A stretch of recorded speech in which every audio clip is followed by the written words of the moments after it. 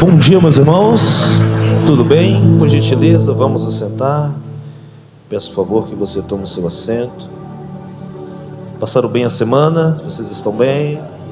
E estamos aqui mais um domingo do Espírito Santo. Eu creio que Deus tem bênção para as nossas vidas. Creio que Deus, Ele trouxe você aqui nessa manhã porque Ele vai renovar as suas forças e vai derramar bênçãos e vitórias sobre você. Amém? Vamos para a palavra de Deus. Eu vou pedir para que você abra a sua Bíblia em Juízes capítulo de número 6, por favor. Juízes capítulo de número 6.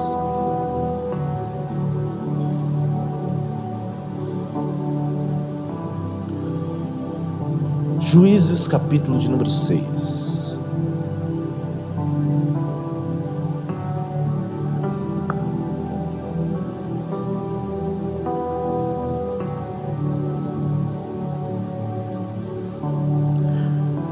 Juízes capítulo de número 6.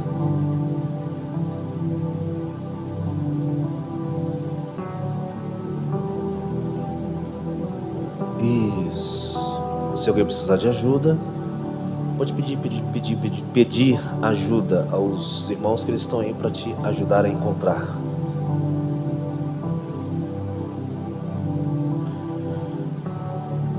Velho Testamento. Juízes capítulo 6. Quem encontrou, diga graças a Deus. Vamos à leitura. A partir do versículo 1 diz assim: Porém, os filhos de Israel fizeram o que parecia mal aos olhos do Senhor, e o Senhor os deu nas mãos dos medianitas por 7 anos. E, prevalecendo a mão dos medianitas sobre Israel, fizeram os filhos de Israel para si, por causa dos medianitas, as covas que estão nos montes, as cavernas e as fortificações. Porque sucedia que, semeando Israel, subiam os midianitas e os amalequitas, e também os do oriente contra eles subiam, e punham-se contra eles em campo, e destruíam a novidade da terra, até chegarem a Gaza.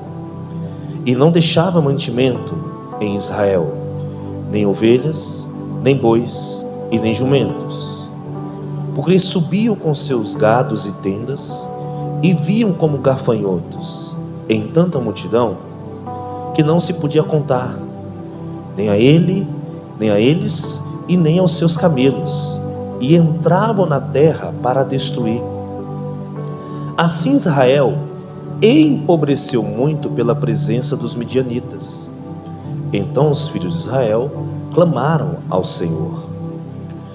E sucedeu que, clamando os filhos de Israel ao Senhor, por causa dos midianitas, enviou o Senhor um profeta aos filhos de Israel, que lhes disse: Assim diz o Senhor Deus de Israel: Do Egito eu vos fiz subir, e vos tirei da casa da servidão, e vos livrei das mãos dos egípcios e da mão de todos quantos vos oprimiam, e os expeli de diante de vós, e a vós dei a sua terra, e vos disse: Eu sou o Senhor, eu sou o Senhor vosso Deus. Não temais aos deuses dos amorreus, em cuja terra habitais. Mas ele diz: Mas não destes ouvidos a minha.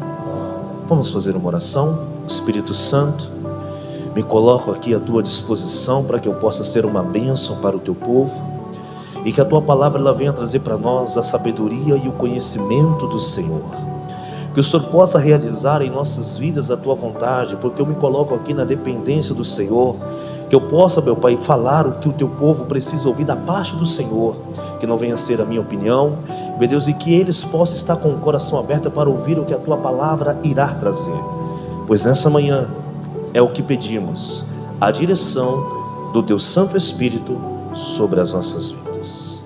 Amém, meus irmãos? Olhe para mim, por gentileza. O tema dessa mensagem, se eu fosse colocar um título, eu colocaria: Não existe improvável para Deus. Por quê? Vamos começar aqui introduzindo a mensagem. Nós acabamos de ler que os filhos de Israel, eles estão sofrendo na mão dos midianitas. Os midianitas estão o dominando, e isso já tem 7 anos. Há 7 anos eles estão vivendo debaixo dessa servidão.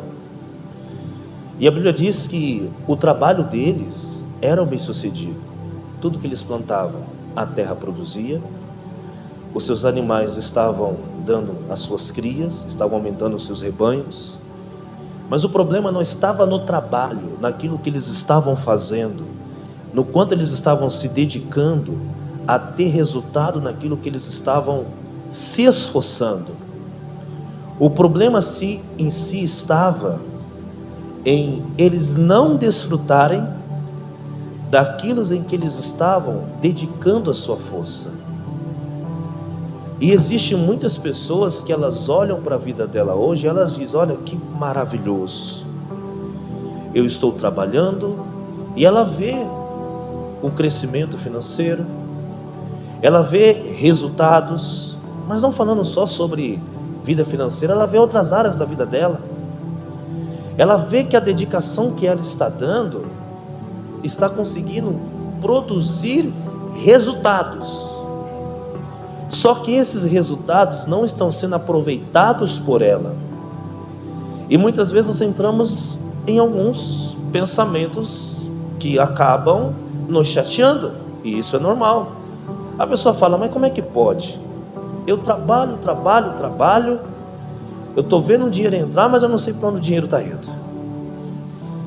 Aí o crente, o cristão, aquele que está na igreja, ele primeiro vai ver: não, eu sou fiel no dízimo, sou fiel na oferta, faço tudo certinho.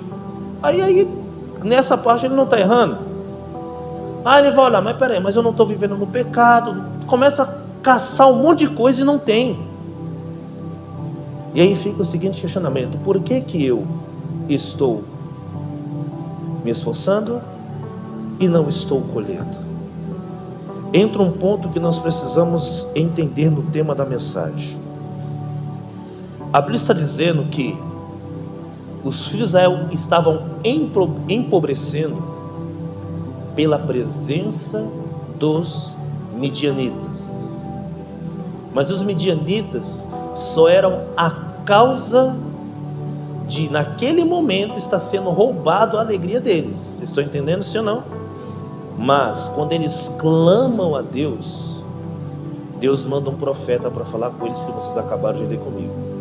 Eu sou o Deus de vocês, tirei vocês do Egito, dei a terra que vocês estão morando, que vocês a possuíram, mas eu deixei para vocês uma orientação: não tema os deuses dos amorreus, em cuja terra vocês estão vivendo. Mas ele acabou de dizer aqui no finalzinho do versículo 10: mas não destes ouvidos à minha voz.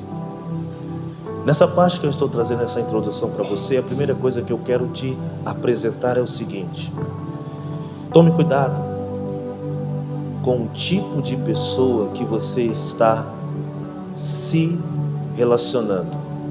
E quando eu digo relacionamento, eu não estou falando apenas em relacionamento entre homem e mulher. Eu estou falando de amizades, de sociedades e de conselhos. Cuidado com o tipo de pessoa que muitas vezes você está trazendo para a sua vida. A Bíblia diz que os filhos de Israel fizeram o que parecia mal aos olhos do Senhor. Algo que muitas vezes estava trazendo uma aparência que aquilo era errado. Mas quando olhavam muitas vezes para as atitudes deles, não tinham nada de errado. 1 Coríntios, capítulo 15, versículo de número 33 diz: não vos enganeis, as más conversações corrompem o que, igreja? Os bons costumes. Você olha muitas vezes para a tua vida, e quando se trata daquilo que você se esforça, daquilo que você trabalha, daquilo que você coloca a sua dedicação, está trazendo resultados. Só que quando você olha para a maneira como você deve usufruir você deve se beneficiar desses resultados, você não está conseguindo se beneficiar deles, porque muitas vezes o problema não está naquilo que você fez, mas sim no tipo de pessoa em que está fazendo parte da sua vida. O conselho que muitas vezes você está ouvindo, a ideia que muitas vezes que estão te apresentando, o tipo de conversa que muitas vezes as pessoas elas vêm compartilhar com você que não convém, e quer queira que não, isso vai contaminando aquele que serve a Deus, porque vai falando, você está dando ouvido, você está absorvendo aquilo, por mais que você não leve tanto em consideração, mas só o fato de você estar ali se envolvendo, que seja pouco, aquilo já vai deixando em você alguns pesos pequenininhos, que muitas vezes são insignificantes. Só que nos esquecemos que a Bíblia nos fala que as raposinhas é quem fazem mal à vinha. São as pequenas coisas, porque nada começa grande, tudo começa e depois vai se desenvolver. E aí vem um ponto onde eles estavam acostumados. A Bíblia fala que durante 7 anos eles estão sofrendo nas mãos dos midianitas, mas eles só deixaram para clamar a Deus no último ano, no 7º ano. Pastor, por que eles fizeram isso? Você se acostuma com um tipo de conversa que muitas vezes estão trazendo para você, e automaticamente você vai se acostumar com outras coisas que lhe estão sendo apresentadas. Gente, o ser humano, ele é levado, a maioria das vezes, se conformar, a parar, a encontrar muitas vezes um ambiente ali onde haja segurança, haja conforto, onde haja muitas vezes um lugar, não preciso me esforçar tanto, não preciso fazer tanto. E aí algumas pessoas vão chamar de comodismo, outros vão chamar de omissão, mas eu gosto da palavra que hoje é colocada, que é procrastinar. Já ouviu? Eles foram se acostumando, eles trabalhavam, viam o resultado, e daqui a pouco viam os midianitas como gafanhoto.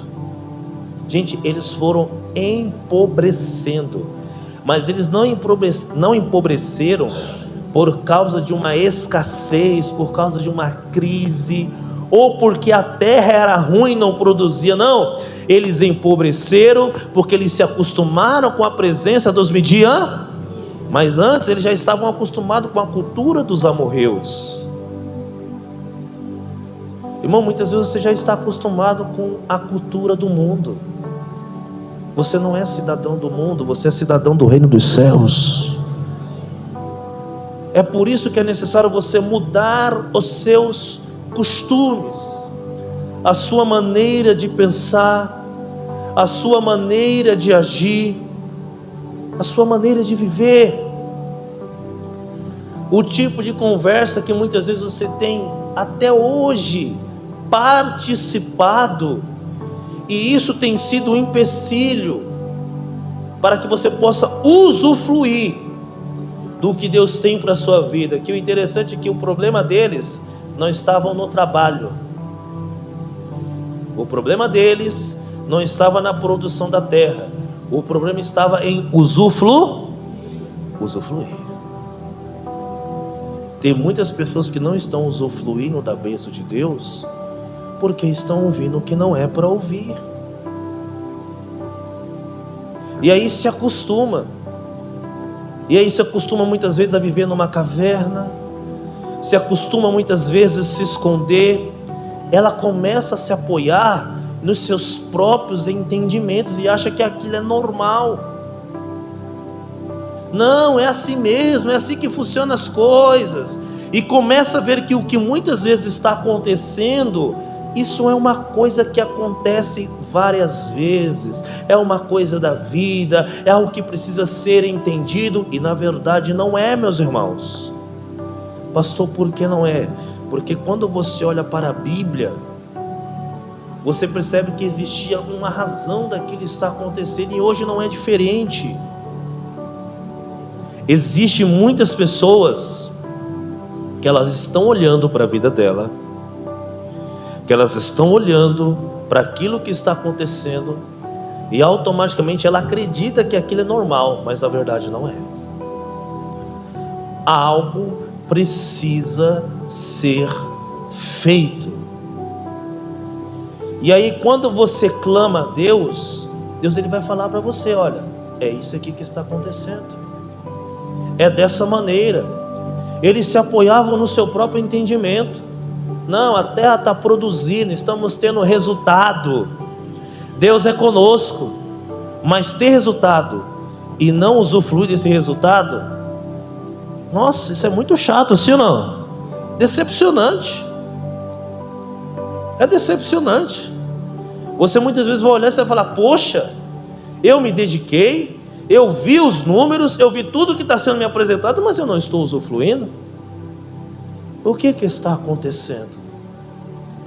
E aí você precisa ouvir o que Deus está falando. No livro de Provérbios, vamos lá comigo, deixa aqui marcado que nós vamos voltar. Livro de Provérbios, capítulo 3. Provérbios, capítulo de número 3.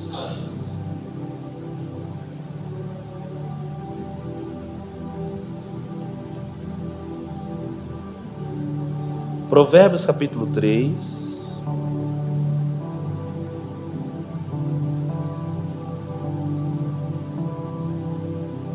Eu vou pedir para você ler comigo versículo de número 5.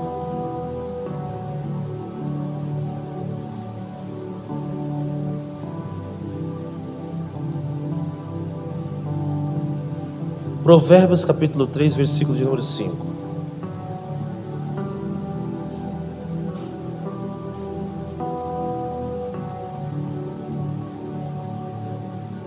Quem encontrou, diga graças a Deus.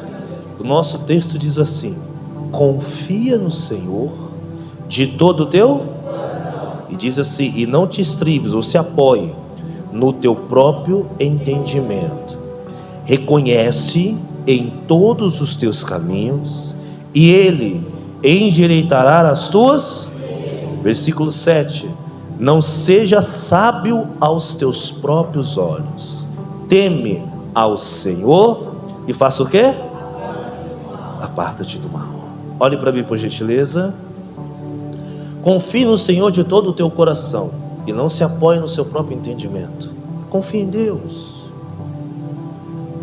O que levou muitas vezes eles a se envolverem com os amorreus de uma maneira que não só apenas os deuses, mas os costumes os influenciaram, a maneira de viver. Gente, eles estavam trabalhando, e muitas vezes numa determinada situação nós temos costume de ouvir opiniões, sim ou não? Isso já faz parte da gente, para termos uma visão diferente, uma ideia diferente, para saber se algo que iremos fazer não esteja errado. Só que eles permitiram que as opiniões erradas, os costumes errados acabaram entrando na vida deles, e eles foram se afastando da presença de Deus. Por isso que era importante eles reconhecerem no caminho. Tem pessoas que hoje estão tomando algumas atitudes que para ela não é errada. Não, isso aqui que eu estou fazendo não é errado. A maneira como eu estou lidando não é errado. E quando você olha aos olhos do homem, realmente não tem nada de errado. Está tudo certo. Está tudo perfeito, ninguém tem nada do que julgar. Só que Deus, Ele olha para aquilo e fala: não, isso aí está errado, isso aí está fora da minha palavra. Há coisas que ao homem podem parecer direito, pode ser agradável, pode ser certo na visão do homem, só que quando entra na visão de Deus, E Deus olha para aquilo e diz: isso está contra a minha palavra. Para o mundo, muitas vezes você mentir, você omitir informações, é normal. Para o mundo, eu não estou falando para a igreja, estou falando para o mundo. Muitas vezes no emprego, no trabalho, para um chefe, para um superior, é normal. Eu nunca me esqueço daquele filme, se vocês já assistiram, Corajosos, 4 pessoas. Aquele filme é muito bom. Teve um rapaz, ele não era americano, ele era mexicano, procurando emprego, e aí uma pessoa ofereceu um emprego numa empresa para ele, uma indicação de uns irmãos da igreja, e ele está trabalhando lá no setor de almoxerifado, e de repente surge uma oportunidade, surge uma oportunidade de ele ser promovido. E aí o dono da empresa chama ele e fala assim: olha, eu tenho uma proposta para você. Eu sei que você é novo, mas eu quero que você seja promovido. Estou com essa vaga para líder de expedição. Só que tem o seguinte: a nota vem com 16 caixas, só que no carregamento vem 17. Eu quero que você esconda uma, assine a nota, e essa que você esconde você vai guardar para mim, está tudo certo. Ele diz: olha, eu vou para casa pensar. Ele chega em casa, conversa com a mulher fala: não, você tem que fazer, porque há muito tempo nós estamos passando necessidades. No outro dia ele vai lá no escritório e fala assim: olha, eu não vou poder aceitar, porque isso fere os meus princípios, eu tenho um temor a Deus e eu não vou fazer isso. O dono da empresa se levanta e fala: a vaga é sua, porque todos os outros aceitaram fazer o que era errado. Muitas vezes para o mundo é normal, para todo mundo é normal. Já dizia minha mãe na sabedoria dela: você não é todo mundo. Você tem que fazer o que Deus está determinando você fazer. A gente olha muitas vezes para essas passagens e pensa: é porque eles começaram a adorar a outros deuses. Mas hoje não tem estátuas de deuses. Você não vê uma estátua de Baal, você não vê uma estátua de Ácera, você não vê uma estátua de Bafomé, por mais que possa ter em algum lugar, mas ninguém vê isso. Mas os costumes, as práticas, continuam. Sim ou não? Continuam. E o que tem impedido muitas pessoas hoje são os costumes. Reconhece-o em todos os seus caminhos, como diz aqui, ele endireitará as suas veredas. E olha o que diz aqui o versículo 7 de Provérbios 3: não seja sábio aos teus próprios olhos, teme ao Senhor e aparta-se do quê? Aparta-se do mal. Quando você começa a se apartar daquilo que está atrapalhando a sua vida de progredir, Deus vai poder trabalhar na sua vida. Gente, se você continuar com as mesmas práticas, você pode trabalhar, você pode ter lucro, você pode ver o resultado acontecer, mas não usufruir desse resultado como o povo de Israel. É muito frustrante você ver o resultado e não poder usufruir dele. Tudo porque eles estavam envolvidos em práticas erradas. Hoje não é diferente. É onde a minha e a sua pessoa precisa entender: Deus, o que está acontecendo? E aí vem um ponto onde Deus, ele trabalha com os improváveis. O primeiro passo que eu quero trazer para você é o seguinte: Deus, ele não é com covarde. Deus, ele não é com covarde. Você precisa ser uma pessoa com visão, com determinação, e estar disposta a fazer a mudança que Deus determinar. Muitas vezes o ponto de uma pessoa deixar de ser medrosa, deixar de ser covarde, não está em trabalhar, em investir, em fazer investimentos, em colocar a mão na massa. Está em executar a palavra é nesse ponto. Mas o que as pessoas vão dizer se eu tomar essa decisão? Estão conseguindo entender, senhor? É nisso que eu quero trabalhar com você hoje. Vamos voltar lá em Juízes, por favor. Volte em Juízes capítulo 6. Juízes capítulo 6.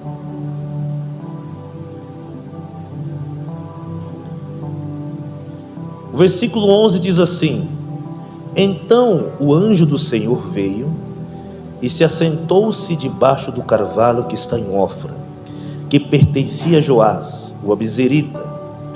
E Gideão, seu filho, estava malhando o trigo no largar para salvar dos midianitas. Então o anjo do Senhor lhe apareceu e lhe disse: O Senhor é contigo, varão valoroso. Mas Gideão lhe respondeu: Ah, Senhor meu, se o Senhor é conosco, por que tudo isso nos sobreveio? E de que é feito todas as suas maravilhas, que os nossos pais nos contaram, dizendo: Não nos fez o Senhor subir do Egito? Porém agora o Senhor nos desamparou e nos deu nas mãos dos midianitas. Então o Senhor olhou para ele e disse: Vai nesta tua força e livrarás a Israel da mão dos midianitas. Porventura não te enviei eu? E ele disse: Ai, Senhor meu, como eu livrarei Israel? Eis que a minha família é a mais pobre em Manassés, e eu o menor na casa de meu pai.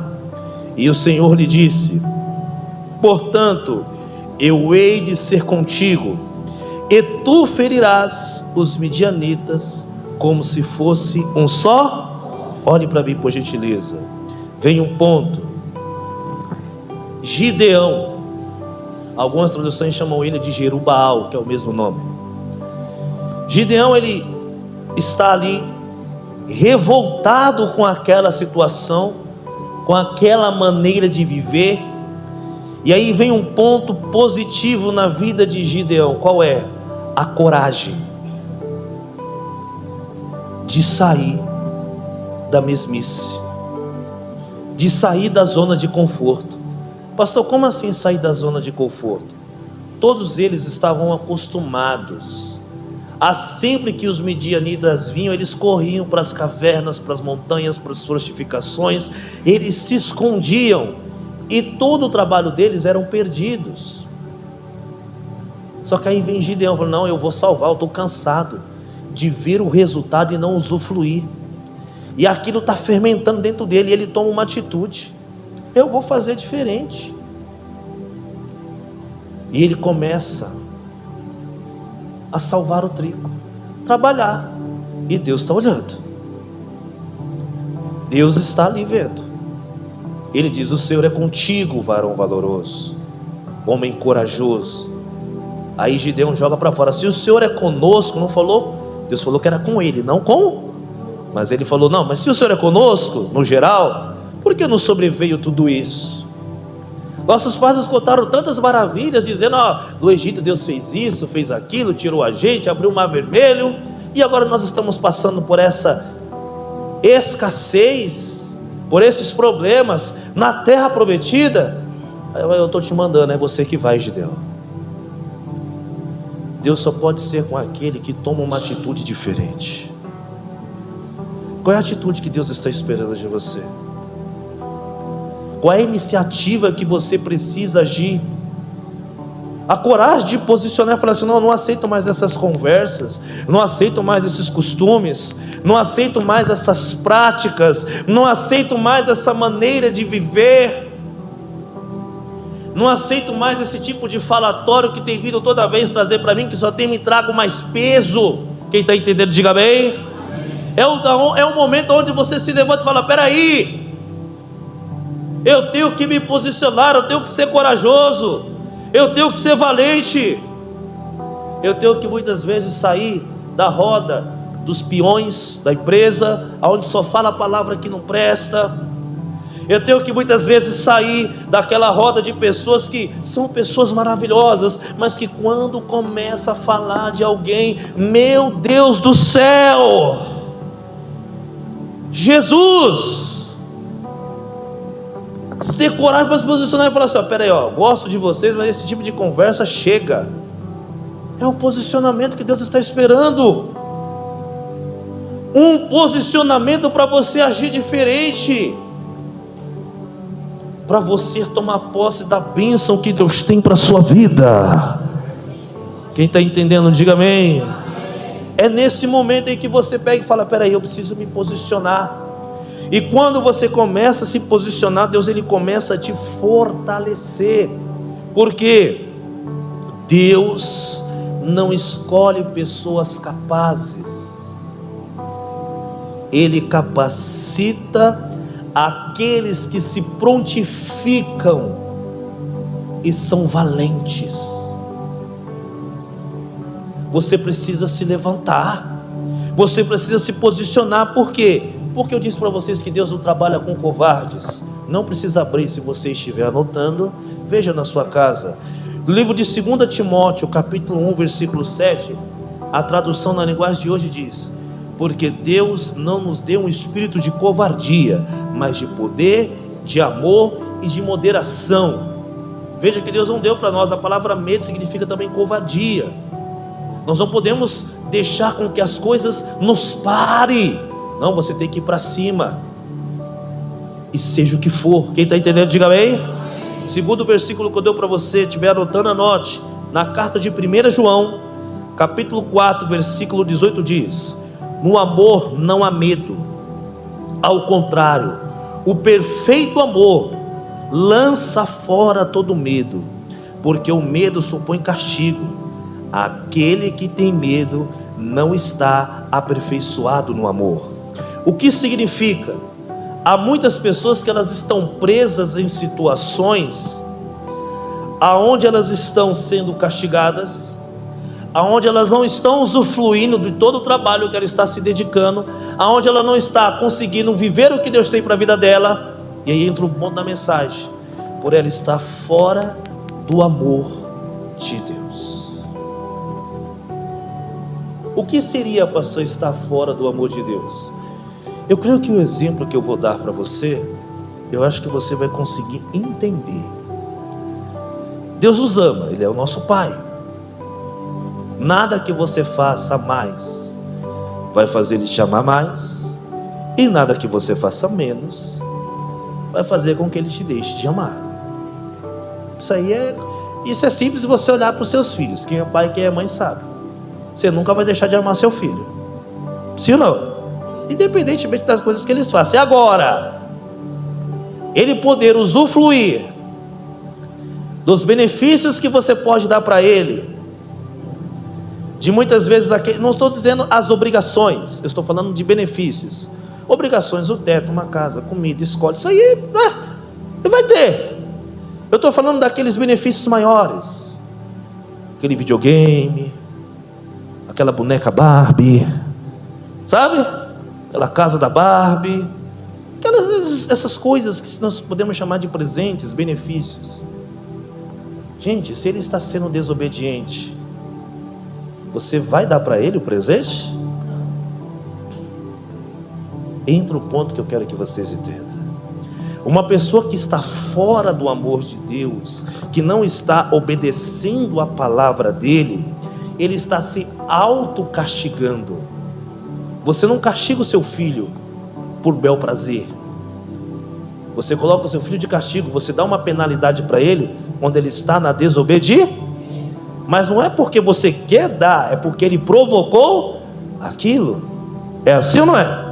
Tem muitas pessoas que estão provocando na vida dela ficarem fora de usufruir da bênção de Deus, por estarem fora do perfeito amor.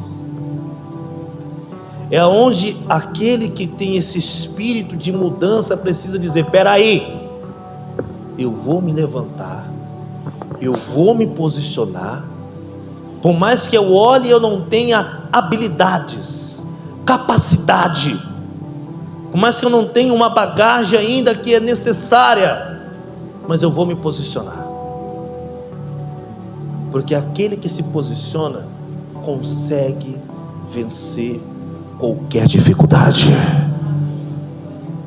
O primeiro ponto é você se posicionar. Ah, mas eu não tenho capacidade. Deus está falando: eu sou contigo, Gideão. Deus é contigo também. Só que você precisa tomar uma decisão.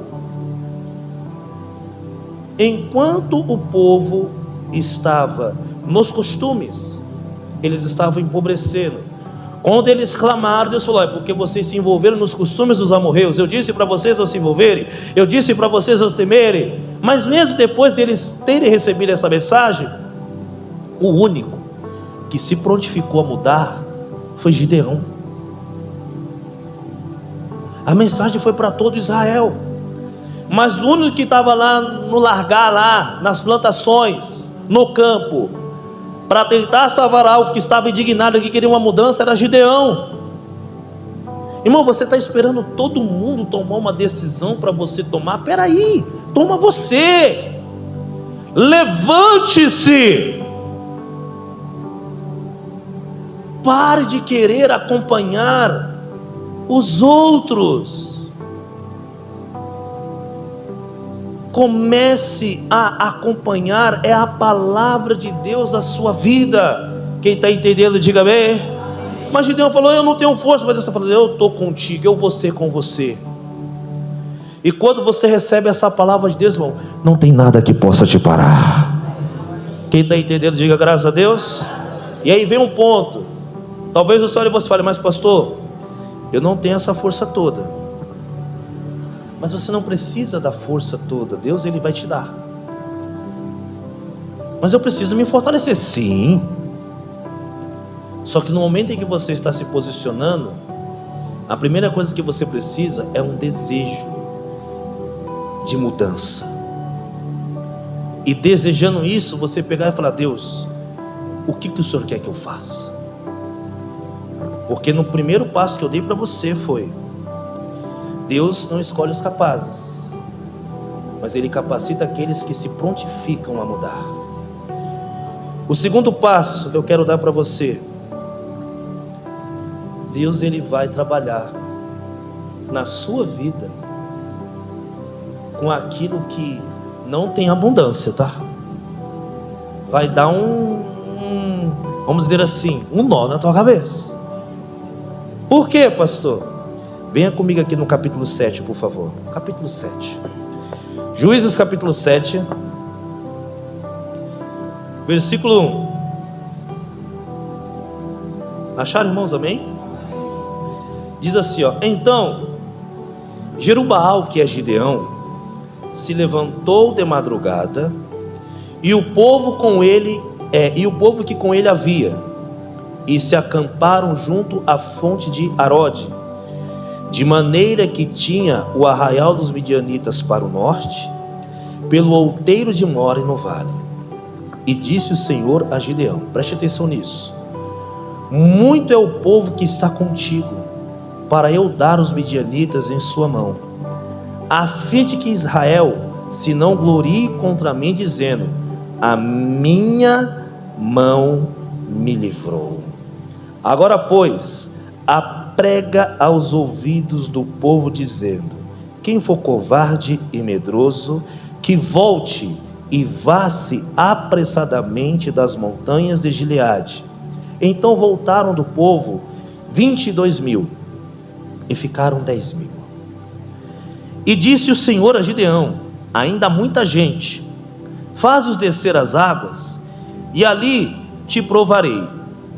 E será que aquele que eu te der, este irá contigo? Esse contigo irá.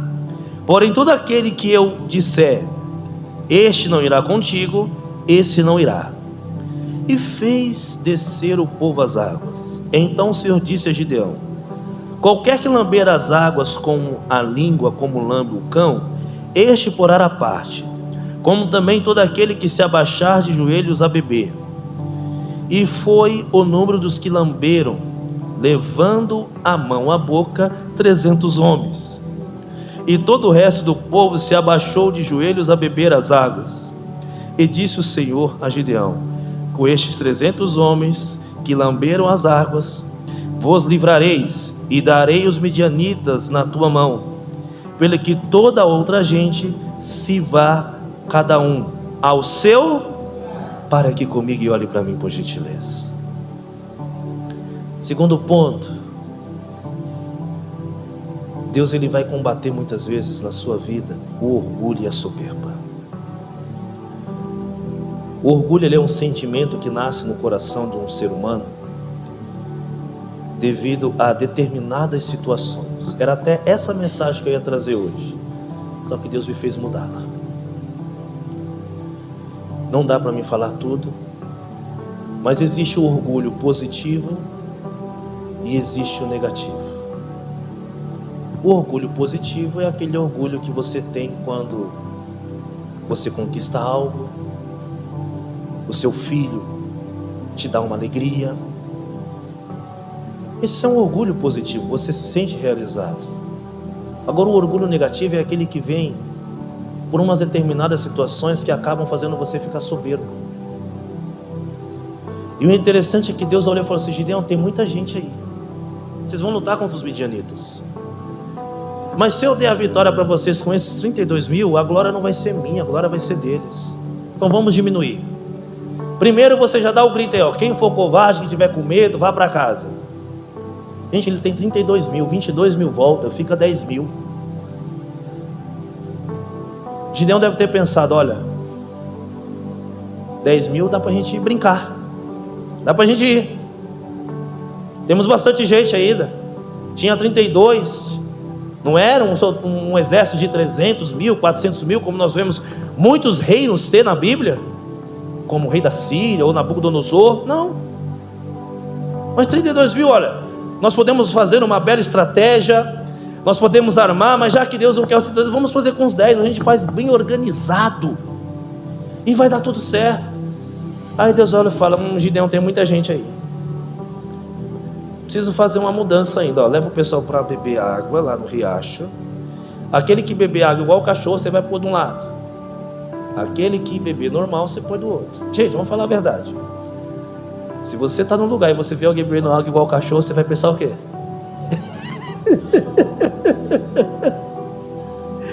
Né? Acho que Deus olhou, acho que Gideão olhou os três e falou assim: rapaz, ainda bem que Deus vai tirar essa loucura do meio.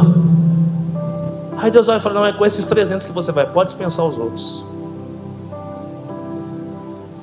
Muitas vezes você está esperando muitas coisas abundarem na sua vida.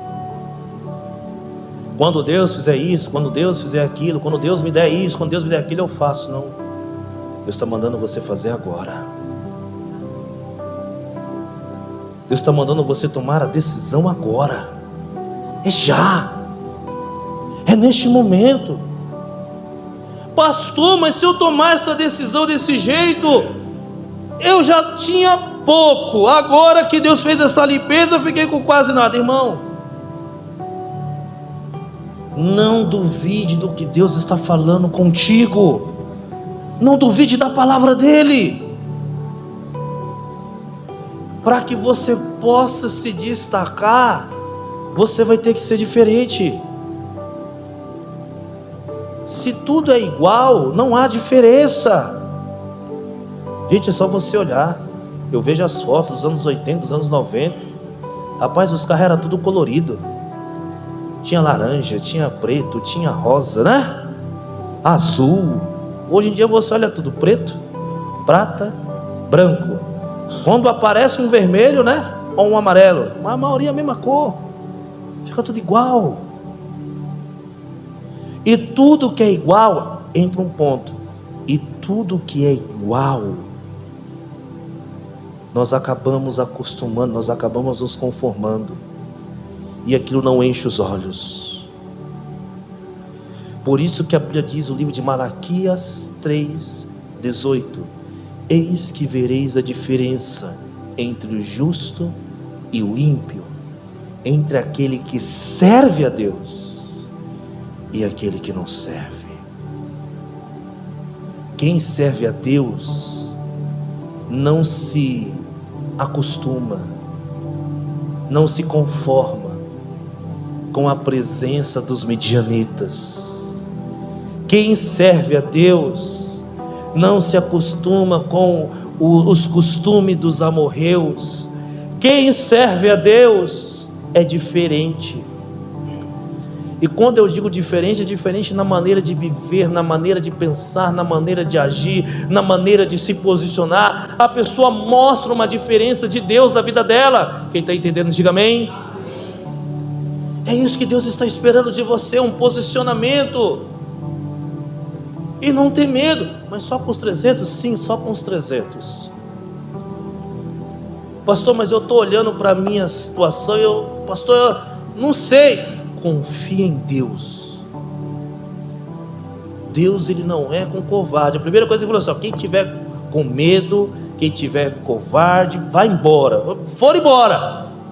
Não, agora vamos separar aqui, né, aqueles que estão dispostos. Só 300. O resto iria atrapalhar.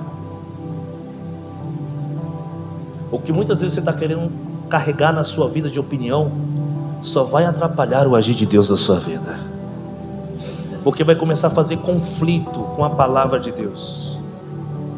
Pare de carregar aquilo que Deus já mandou você abrir mão. Quem está entendendo, diga amém.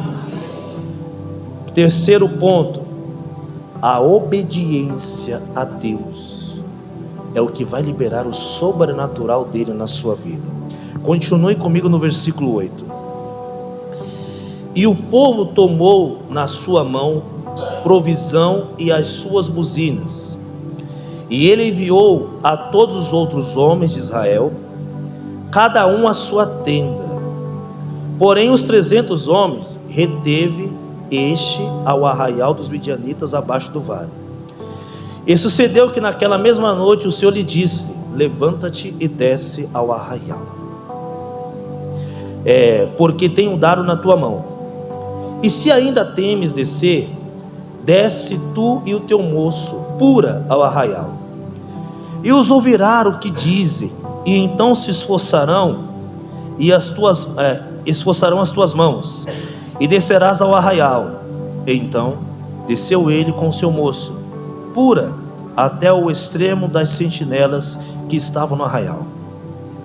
E os midianitas e amalequitas e todos os filhos do Oriente jaziam no vale, como gafanhotos em uma multidão que era inumerável. Os seus camelos era como a areia que há na praia do mar em multidão. Chegando, pois, Gideão, eis que estava contando um homem ao seu companheiro um sonho, e dizia: eis que um sonho sonhei, e eis que um pão de cevada torrado rodava pelo arraial dos midianitas, e chegava até as tendas, e as feriu, e caíram, e as transtornou em cima para baixo, e ficaram abatidas. E respondeu seu companheiro e disse: não é isso outra coisa senão a espada de Gideão, filho de Joás, varão israelita? Deus tem dado na sua mão os midianitas e a todo este arraial. E sucedeu que, ouvindo Gideão a narração deste sonho e a sua explicação, adorou e tornou ao arraial de Israel e disse: levantai-vos, porque o Senhor tem dado o arraial dos midianitas nas vossas mãos. Então repartiu os 300 homens em 3 esquadrões, e deu-lhes a cada um nas suas mãos buzinas e cântaros vazios, com tochas nelas acesa, e disse-lhes: olhai para mim e fazei como eu fizer. E eis que, chegando ao extremo do arraial, será que como eu fizer, assim fareis vós. Tocando eu e todos os que comigo estiverem a buzina, então também vós tocareis a buzina ao redor de todo o arraial, e direis: pelo Senhor e Gideão. Chegou, pois, Gideão e os 100 homens que com ele iam ao extremo do arraial, ao princípio da vigília da meia-noite, havendo-se já posto as guardas, e tocaram as buzinas e partiram os cântaros que tinham nas mãos. Assim tocaram os 3 esquadrões as buzinas, e partiram os cântaros que tinham dado nas mãos esquerdas, e as tochas acesas nas suas mãos direitas. As buzinas tocavam e exclamavam: espada do Senhor e de Gideão. Para aqui comigo, por gentileza. Olhe para mim, por gentileza. Obediência vai gerar na sua vida bênçãos. Toda pessoa que para obedecer a Deus, ela vai entender que naquilo que Deus está pedindo, para que ela faça, creia e coloque em prática, é o que vai haver o sobrenatural. Efésios 3:20 diz que Ele faz mais do que pedimos ou pensamos, segundo o poder que em nós opera.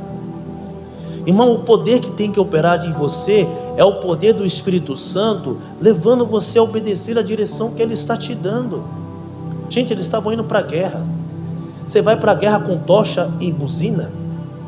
Não, você vai com espada, você vai com escudo. Só que Deus falou: vocês vão com tochas e buzinas. Loucura. Loucura. Às vezes você fala: pastor, Deus mandou fazer isso, isso aqui que Ele está pedindo é loucura. Não, desse jeito, tomar essa decisão, irmão, já estava numa loucura dos 300. E você está vendo Deus trabalhar na sua vida? Não duvide, isso é viver da fé. Viver da fé é viver a palavra de Deus na sua vida. Irmão, fé não é somente motivação, fé é obediência. Fé é você obedecer o que Deus está te pedindo. A gente tem um contexto de fé apenas de, não, a fé vai me fazer superar. Ela faz você superar, ela faz você vencer. Mas quando você para obedecer o que Deus está falando ao seu, ele ainda falou: Gideão, você está com medo? Desce ao arraial, você vai ver o que eles estão falando. Gente, os inimigos estão falando. Eu tive um sonho, e o outro inimigo que falou: a revelação é que Gideão vai vencer a gente aqui. Nós não vamos vencer. Ele ouviu isso da boca do inimigo. O diabo sabe, irmão, que quando você coloca a palavra de Deus em ação, a vitória é sua. É por isso que tudo que o diabo faz é tentar, de todas as maneiras, tirar você da palavra de Deus. Toda obediência vai gerar na sua vida bênção. Por quê? Anote para você ver na sua casa. No livro de Josué, capítulo 1, no versículo 7, Deus falou para Josué da seguinte maneira: seja somente forte e corajoso, tenha cuidado de cumprir toda a lei que meu servo Moisés te ordenou. Não se desvie dela nem para a direita e nem para a esquerda. Assim você será bem sucedido em tudo o que fizer. Relembre continuamente dos termos do livro dessa lei. Medita nele de dia e de noite, para ter certeza de cumprir tudo o que nele está escrito. Então tudo que você fizer prosperará e será bem sucedido. Josué capítulo 1 versículo 7 e 8. O segredo estava na onde? Na obediência. Obedeça o que Deus está falando. Coloque a palavra de Deus em prática, que você vai ser bem sucedido. Quem está entendendo, diga amém. Amém. Vamos para o quarto passo, quarto e último passo. A vitória pertence ao Senhor. Olha o que diz aqui o versículo 21.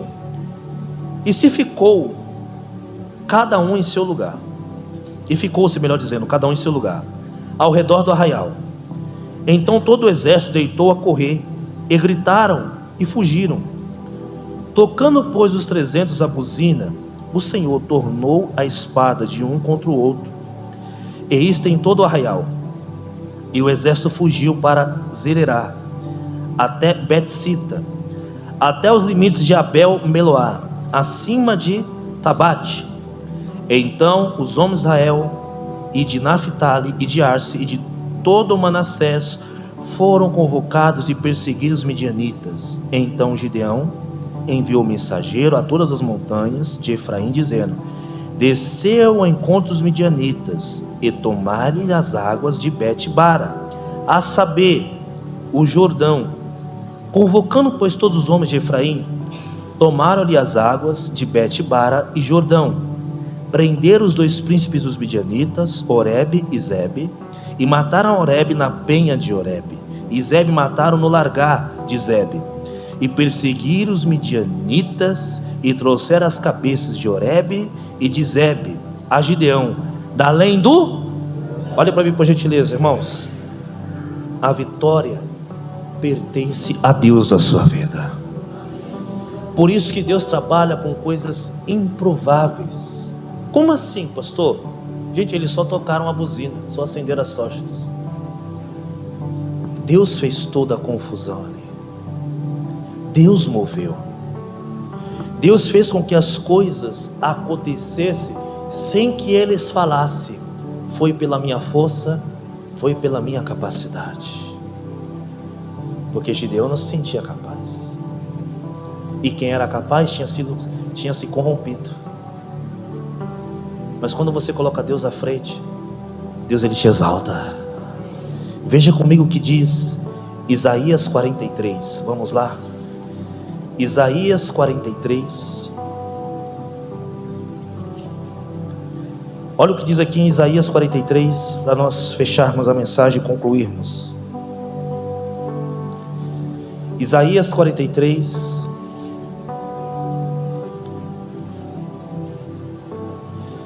Livro de Isaías, capítulo de número 43. Eu vou pedir para você ler comigo o versículo número 13.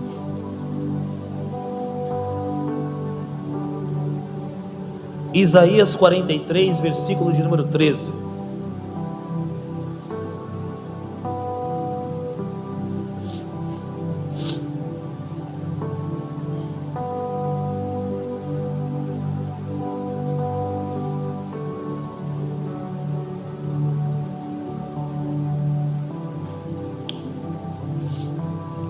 Isaías 43, versículo 13. Acharam, irmãos?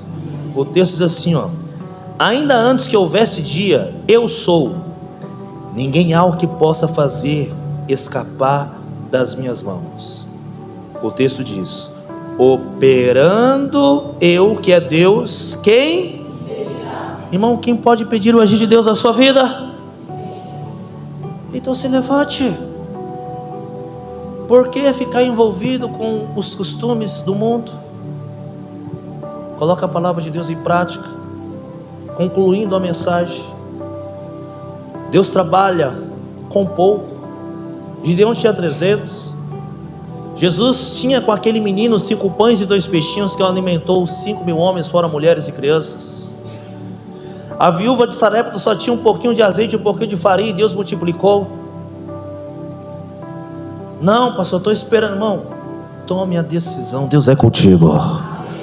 Todos eles procuraram obedecer. Gideão obedeceu o que Deus estava falando. O menino entregou para Jesus e obedeceu, e houve a multiplicação. A viúva de Sarepta, ela entregou para o homem de Deus um pouquinho, o pedaço de pão, e Deus multiplicou. Tudo foi gerado através da obediência. Obediência é o que, pastor? A palavra de Deus. Segundo ponto da conclusão, Deus ainda usa os improváveis. Gideão era o menor da casa dele, e a tribo dele era a menor de todas. Ele era o mais pobre, mas Deus levantou ele como o líder, o libertador. Davi não tinha capacidade para ser rei no dia que Samuel foi ungir. Todo mundo olhou para Eliabe. Não, Eliabe é o mais preparado, é o mais alto, é o mais forte, tem porte de rei. Não, Deus falou: eu estou olhando para Davi, porque eu não estou olhando para o que você está olhando, Samuel. Você está olhando para o que está diante dos olhos. Eu estou vendo o que está onde? No coração. Abraão era velho e Sara era estéril. Improvável. Os dois eram adiantados em idade. Improvável. E eles tiveram o filho da promessa, Isaque. Os discípulos eram indoutos, eles não eram doutores. Eles não eram estudados como os fariseus, os doutores da lei, os escribas, não. Só que quando eles abriam a boca, cheio do Espírito Santo, não tinha quem não parasse para ouvir, se convertia.